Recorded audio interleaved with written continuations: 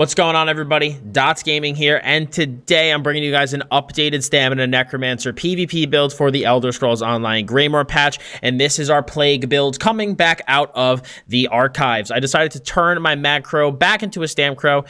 Just really got tired of playing my Macro after a while, and I actually really did miss having my Stamina Necromancer. He was one of my favorite characters for a while, and I eventually got a little bored with him, so I tried the Macro out, but we are back with him on the StamCro. StamCro is feeling still really, really good in Greymoor. And today we're going to show you what we're wearing, and go over why we are wearing it. I know that, some stamina classes definitely felt the healing nerf, but I think StamCro has taken it in strides. But before we get into that, guys, I want to thank the sponsor for today's video, Raid Shadow Legends. Want to be the hero of your own fantasy? Enter the epic world of Talaria, where Dark Elves meet the Sacred Order and the Banner Lords are in an endless war with the undead hordes. Collect, equip, train, and upgrade your team of heroes in order to start a journey of a lifetime. Raid Shadow Legends will take you to the world of dark fantasy and realism, and it is free to play on both mobile and PC. Now let's go to our portal to see what kind of legends we unlock today. We have 2 mystery shards and 2 ancient shards. So let's open this up and see what we get. So our first shard is going to give us a Death Knight. So unfortunately, I don't think the best unit here most likely is going to be fodder for a greater unit. Our second one that we unlocked is an Axeman. Again, unfortunately, not the best. So we'll try some ancient shards, see if we can get some better quality champions. Now, the good thing, though, with this is that if we do get some lower quality champions, we could sacrifice them. We got this Judicator, though. I believe he's blue quality, so he's going to be a keeper because we can upgrade him later.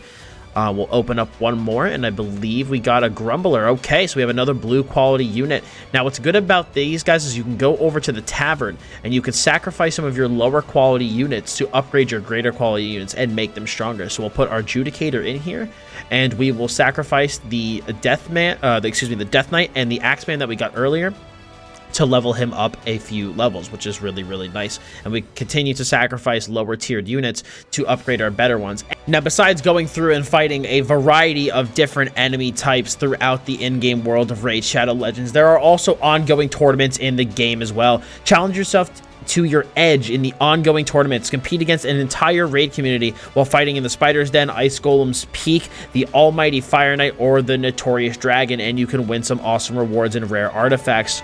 And now you can compete in the brand new arena tournament, earn points according to your tier, and win awesome rewards in the local and global tournament. So support my channel by downloading Raid Shadow Legends today via the link in the description below. And if you're a new player, you can get 100,000 silver and a free epic champion. You will find your own rewards here in your inbox for the next 30 days only. All right, guys, so now that we are back from the ad break, we are here with our Stamina Necromancer PvP build. So like I said right before the ad break, I do felt that some stamina classes really did feel very impacted by the healing change. And StamCro was impacted by the healing change, of course, as well, because it is a Stam class. It does rely primarily on healing. But the great thing about StamCro that a lot of the other Stam classes don't have is that it has absolutely insane percent mitigation. So I do feel that compared to some of my other stamina builds, my Necromancer had to make a lot less concessions to be able to actually heal himself compared to some of my other builds. But even with those changes that we've made to make the build a bit tankier and have better healing, especially at low health, the build still has really good unbuffed stats. I mean, you're looking at it, we got 34k stam, almost 3,400 weapon damage, all while having over 27k health in Cyrodiil. Build is feeling really, really good. Feels great in no CP too, and in CP. The build has just been a blast to play, and I do have a bit of Battleground footage at the end of this video, just some highlights from a BG I was playing, to just show you guys the general play style of what the build looks like. But without further ado, let's actually get into the build itself. And the first set that we are using is 2 pieces of Malacath. Malacath gives us a line of health, and when you take damage, you have a 10% chance to create a beam that steals 6,300 health over 4 seconds from the attacker. But while the beam holds, you gain major vitality, increasing your healing received by 30%. But if the beam, if you move 8 meters away from the enemy, the beam will break, and this can occur once every 6 seconds. So at the beginning of the patch, was of the opinion that Bloodspawn would still be pretty good to use on certain classes. I did think that Bloodspawn would still inherently synergize with some classes. And while that is true, the healing nerf was definitely a bit more impactful than I expected it to be. And so I needed to make a bunch of changes on my Stam builds to be able to accompany or make up for that healing loss that we faced. I know my my Stam DK went the route of health recovery, but for my Stamina Necro, since Stamina Necro has such good healing from the healing skills that it does have, and it has a lot of different heals coming in at the same time, I did feel that Malacath would be really good for the playstyle because we're able to stay in and brawl it out while getting all of these various tick heals coming into our character, and they'll all be buffed with that major vitality. So I think Malacath is really, really good for the playstyle of Necromancer, and I have been liking it a lot on this build. Now, we are not running New Moon Alkali anymore. I did need to change NMA to a set that was slightly more defensive in nature, and that is going to be Ancient Dragon Guard. So Ancient Dragon Guard gives us a line of health, a line of weapon damage, a line of weapon critical, and it adds 300 weapon damage while we're above 50% health and 3,300 physical and spell resist while your health is 50% or below. Now, the reason that I like Ancient Dragon Guard is because Ancient Dragon Guard helps solve a problem that I do feel a lot of classes have this patch, which is that when they are put on the back foot, they struggle to recover. Now, what the combination of Ancient Dragon Guard and Malacath does for us, so the good thing about Ancient Dragon Guard is it keeps our weapon damage high when we need it high. It, you know, when we're at high HP, we don't need to play overly defensive, so we can get that 300 weapon damage. But when we drop below 50% health and our goal is to recover and to heal back up, it'll swap over to resistances to basically defend our healing as it does its job while being buffed by Major Vitality from Malacath. So I think that Ancient Dragon Guard is perfect for this patch. I think that it solves a lot of problems that Stam classes have right now with recovering from being behind, and getting that extra resistance while you were low defends your heals and lets you stay tanky, all while healing yourself back up. Now, our other 5-piece is still going to be, I think, a staple 5-piece for Stamina Necromancer, and that is Fury. So Fury gives us a line of health, a line of stamina, a line of weapon damage, and when you take damage, your weapon damage is increased by 29 for 5 seconds, stacking up to 20 times, and this effect can occur, or excuse me, this can occur every half second, and upon reaching 20 stacks, the duration is doubled, but can no longer be refreshed. Fury is still an amazing set to use this patch, especially with kind of the route I went with the Malacath and being able to keep us, we have a lot of healing incoming at once, so the reason I like Malacath and going for the weapon damage stack here is because we have so many different heals coming in, and if we boost those heals up with our weapon damage to make them as high as they can be, the Malacath is also going to boost them by a huge amount as well, and just it'll allow our heals to really, really heal us up nice and fast. They're being defended by Ancient Dragon Guard, and so the weapon damage stack on StamCro still does feel good. On my Stam DK, I did go the way of health recovery and pen for damage. I think that felt really good for him. But for StamCro, I went the route of buffing the heals themselves and stacking up the weapon damage really high. And this combination of gear has felt really, really good for me. And I think it all synchronizes really well together. But Fury's still an amazing set in Greymoor. So in terms of traits and all of that stuff, we are wearing 2 pieces of sturdy. So we have a sturdy shoulder, a sturdy helm. The back bar shield should also be sturdy. We are 2H in sword and board now. I don't really like bow as much. I do like the defense that sword and board offers as a back bar for Stam characters. So this should also be sturdy as well. And then the rest on the body is impen. We have 1, 2, 3 prismatic glyphs on the big pieces and stamina glyphs on the small pieces. We are wearing 2 pieces of heavy chest and then heavy shoulders, and then everything else is going to be medium, so that's 5 pieces of medium. Our jewelry is 2 robust and 1 infused, and the infused is a stam cost reduction glyph, with the 2 robust being weapon damage glyphs. Now, you realistically could change these to be infused weapon damage. Infused weapon damage will give you a little bit more damage than robust will. I translated these a long time ago and really should change these to infused, I think. But I do like robust giving us the big 34k stam pool. 34k is usually my ceiling for my stam on stam classes, and I do kind of like having the bigger stam pool because it does feel a little bit more forgiving in no CP, where sustain is a lot worse. So do kind of like it for that reason. But again, the robust infused choice is totally up to you. You could go with whatever you prefer. Infused, more damage. Robust to give you slightly more sustain. And robust still gives good damage as well, because stamina does give damage. Now, on the front bar, we are using a Nirnhoned Maul of Fury with the increased weapon and spell damage enchant. And then on the back bar, we have a Nirnhoned One-Hander with a Restore Stam glyph and a sturdy, should be sturdy, stamina enchanted shield. Now, in terms of our skills, we are still running Dizzying Swing. Dizzying Swing is an absolutely amazing skill. Deals a lot of instantaneous damage, sets our target off balance, and then hitting an enemy that is already off balance will stun them for 2 seconds, and if they can't be stunned, they are snared by 40% instead. D-Swing in combination with Blighted Blast Bones in combination with Onslaught is an extremely potent and powerful offensive combination, especially because this patch, a lot of people are choosing to go back to resistance stacking as a way to protect their heals. Using Onslaught in combination with these two skills will allow you to burst through their defenses, and Blighted Blast Bones is also going to apply Major Defile to your enemies, reducing their healing by 34%. So you're going to not only be dealing burst damage through their resistances with Onslaught, which will give you 100% spell and physical penetration for 5 seconds on top of the damage that it deals, but you're also going to be hitting their healing and hitting it hard where it hurts this patch. So you're going to be dealing a lot of burst damage and hurting their heals. It's just a really, really good offensive package and is what makes StamCro incredibly strong. We are running Mortal Coil on our front bar, giving us an 18.9k heal over 12 seconds and restoring 1300 stam over 12 seconds, and also increasing our healing done by 3%. I do like having this on the front bar to make Rally heal for as much as it can. It also just feels nice having Mortal Coil on the front bar. I do really like it. So it's just a bread and butter heal. It is incredibly strong for Stamina Necro. It's what allows StamCro to brawl it out as well as it can. So it is just a staple skill to have. We are running Executioner as our execute for the build. Not really a lot to say about it. It hits really, really hard. The scaling is amazing. Way better than Reverse Slice, in my opinion, nowadays, and is your go-to execute. We are using Rally. I do think Rally is infinitely better than Forward Momentum on many classes this patch. That gives us a nice heal as it ticks down. It gives us our Major Brutality, gives us our Minor Endurance. The skill combined with Dizzying Swing is what makes the 2H line as good as it is, and we already talked about Onslaught, but just to mention it, it's our burst skill, ignores resistances, especially with how many people are stacking resistance right now. It's incredibly strong, and it increases it. It's that pen is for direct damage attacks, which basically all of our attacks are with D-Swing and Blast Bones, so it's just a really, really good skill for a Necromancer. If you are in group play, though, I would recommend using the Pestilent Colossus to bring that major vulnerability to your group.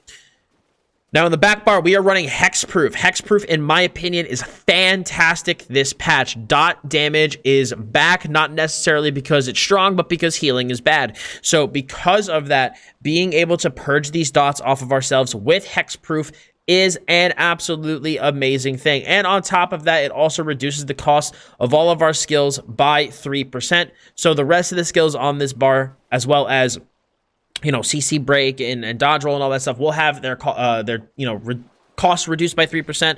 Combined with the fact that we are an Imperial, it just gives us a nice amount of cost reduction, making our sustain really, really nice.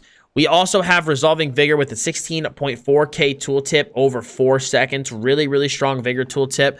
Combines really well again with Malacath and is just one of our heals, one of our heal over times. We have Mortal Coil healing us over time. We have a Rally instantaneous heal. We have Resolving Vigor to heal us. We have Hexproof to purge the dots on us. And then we also have the heal from Spirit Guardian. So Spirit Guardian's going to be our pet of choice, giving us a minor amount of heals. It's 2,100 to heal every 2 seconds. But the main reason you use this is because it's literally a built-in buffer of the Swift, giving us 10% damage mitigation. And this is what makes StamCro so strong. You can run Spirit Guardian and run Temporal Guard. You are getting an insane amount of percent mitigation. You get 8% from the minor protection, 10% from Spirit Guardian. We also have a sword and board bar with the ability to block. We have all those heals coming in. This is just what makes StamCro so strong, and is part of the reason why I feel that StamCro has to make a lot less concessions than other class to make up for the changes to healing. I do feel that other Stam classes needed to make bigger concessions on their gear and incorporate sets like Eternal Vigor, Ordnum Scales, but StamCro doesn't really feel like it needs to do that because it gets so much mitigation from its skills that you just needed to incorporate like a tiny bit more defense and some healing amps like I did with Malacath, and it feels great. So Spirit Guardian, I think that was one of the biggest things that allows for that, and it is a go-to for the build. And again, Spirit Guardian is also going to give you your, I believe it's Gravelord passives. Which one is it? Hold on, let me find it. This is awkward. No, it's Undead Confederate, excuse me. When you have Blastbone, Skeletal Mage, or Spirit Mender active, your magic and stamina recovery is increased by 200. So the pet also is going to give us a ton of recovery, so keeping this maintained is incredibly important. We are also using Summoner's Armor. Summoner's Armor actually is a great slot this patch. I know some people used to run Shudan on StamCro, but I do think that running the armor buff is really, really good this patch because you get Disdain Harm, which reduces the amount of damage you take from dots by 15% with the Bone Tyrant ability active, and dots have come back in definitely a major way this patch, so having the bone armor buff on your character, giving disdain harm, I think is an extremely good thing. It also just reduces the cost of Blast Bone, Skeletal Mage, and Spirit Mender by 15%, just, you know, making our sustain a little bit better and creating a corpse for us when the effect completes. Since, you know, we only have one corpse consumption skill via Mortal Coil, but producing as many corpses as we can, you know, we have 3 skills that produce corpses, just makes it so that we can have that heal up at all times. We are also, of course, running Shuffle, giving us major evasion, giving us a 25% damage reduction from AoEs, which is incredibly good. It is also our movement skill, giving us 5 seconds of snare immunity and a root immunity when we use this skill, so it is incredibly strong to have. We also do have Temporal Guard on the back bar. I do like running Temporal Guard for the minor protection. I just think it makes us incredibly tanky on our back bar between the sword and board resistances, the ability to block, the Spirit Mender, and then having the minor protection. I think it's incredibly strong. If you don't want to run the percent mitigation, I'd recommend running one of 2 things. I would either run Spell Wall out of One-Handed Shield or run Clown Form, aka Ravenous Goliath. You could use either of those on the back bar if you do not like Temporal Guard, but I just think that for the most part, I am going into Onslaught like 90% of the time, so I would rather have Temporal Guard for the cheeky defensive plays, but mostly for the minor protection, and it is nice getting that little bit of a damage shield whenever you block, so really do like Temporal Guard for that reason. Now, in terms of what our unbuffed stat sheet looks like, do remember we are wearing Fury, so these weapon damage numbers are going to go up by quite a lot, especially when Fury stacks up, and we have our weapon damage glyph procced. We have 11.5k maximum Magicka, 21.6k max health, which is well over 27k, I believe, in Cyrodiil, if I remember, 34k of Stam, 1350 stamina recovery. I don't feel I actually need much more on my StamCro, and the reason I don't need much more than this is because we are playing an Imperial, which gives us 3% cost reduction at all times, combined with having the Purge on our back bar, giving us an additional 3% cost reduction. 514 in magic recovery, 334 health recovery. We have 30% spell weapon crit, but we are running crit pots, so our crit does go up to, if I can actually bring up my stat sheet, 40%, and that will only go up as our target's HP goes down. We have 12.7k on buffed resists, both spell and physical, with 3k crit resist. We are using the Warrior Mundus for the weapon damage stack, and the Lava Foot Soup and Saltrice buff food, giving us max stam and stamina recovery, and we have all 64 points into stamina. Typically, you will see that when people do run the Lava Foot food, they are going to put some points into health, but for this build, we actually don't need to, because we are getting an incredible amount of health from being an Imperial. We get a line of health off of Malabeth, we get a line of health off of Ancient Dragon Guard, and we get a line of health off of Fury, so we get plenty of health from other sources, and we also do get extra health just from being a Necro. So we get health from tons of other sources. So because of that, we are able to dump all 64 points into stamina. In terms of our potion, we are running the Essence of Weapon Crit, which gives us major savagery, restores health, giving us major fortitude, and restores stamp, giving us major endurance. I don't need tripods for this build. The Magicka Sustain is perfectly fine, so we'd rather go for the higher damage with major savagery. Major savagery also has the chance to give us the crit heals as well, which is incredibly nice. In terms of our race, I do recommend Imperial. I think an Imperial is an extremely slept-on race currently. It's incredibly nice. You get a lot of good benefits, mainly in terms of stats. It just makes your stat pool look really good. You get 2k max health, 2k max stam, and 3% ability cost reduction. And when you deal direct damage, you heal yourself for 369 and restore 333 magic and stamina every 5 seconds. So you get really, really nice stats and a really, really solid sustain passive. I really do love Imperial for that reason. If you do feel, though, that you don't need the sustain from Imperial, or you just maybe aren't a fan of Imperials, you could run Orc if you want to run more damage, or you could run Nord if you want to run more defense. Your sustain might be a little bit borderline in no CP. I think it should still be okay, though, and then I think you'll still be fine in CP, but I really do like Imperial. I would recommend, if you've never given it a try, to give it a shot. It is an incredibly good race, and I do like it a lot. Now, moving into our champion points, we have 32 points into Blessed, 81 into Master at Arms, 56 into Precise Strikes, 37 into Piercing, 64 into Mighty, 72 into Ironclad, 31 into Resistant, 37 into Thick Skinned, 49 into Hardy and Ellie Defender, with 32 into Quick Recovery, 8 into Sprinter, 56 into Warlord, 75 into Mooncath, 25 into Befoul, 40 into Tumbling, and 66 into Shadow Ward. Now, the combination and rotation on this build is pretty straightforward. You do have a lot of buff maintenance, though, I will say. You have to maintain Shuffle, your armor buff, you want to maintain the pet, and you want to maintain Rally at all times. When you're attacking your opponent, you basically just want to go Blast Bones, D-Swing. and then just keep alternating between these skills. You just always want to blast bones running at your target at all times, and then just keep smacking your target with D-swing. Whenever something dies, use your mortal coil to get your mortal coil running for the hot as well as the stamina restoration. Whenever you're ready to go for your burst attempt, again, assuming all your buffs are running, go for the blast bones, go for the onslaught, go for the blast bones. Then you want to go for Dizzying Swing to set your target off balance, giving you access to a passive from the Ritual Tree, which is Exploiter, giving you 10% additional damage. Then you hit with Onslaught, and then right as the Onslaught hits, your Blast Bones will be hitting, and you'll be getting a shitload of burst onto your target all at once. And then from there, hit them with a couple more D-Swings if they're not already low HP, and then go into Execute Spam when they're low. Defensively, the goal of the build is to simply... Once you have everything running. Assuming let's pretend I have a corpse down somewhere. Once you have Mortal Coil running, you basically want to just, if your rally is ticking pretty low, refresh your rally. Otherwise, go back onto your back bar. You can block if you want, Hexproof to purge, and then use Vigor. And you're pretty much good to go.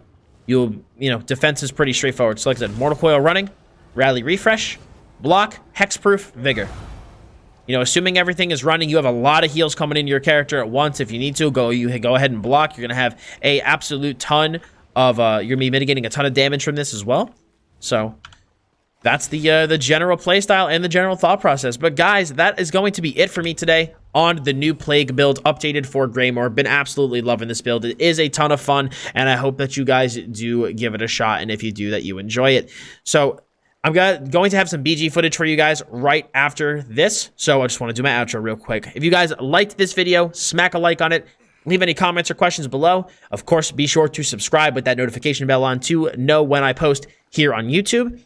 And I think that covers it for today. So thank you guys for stopping by. I appreciate it very much. Enjoy the BG footage. As always, I'm Dots Gaming, and I'll see y'all in the next one.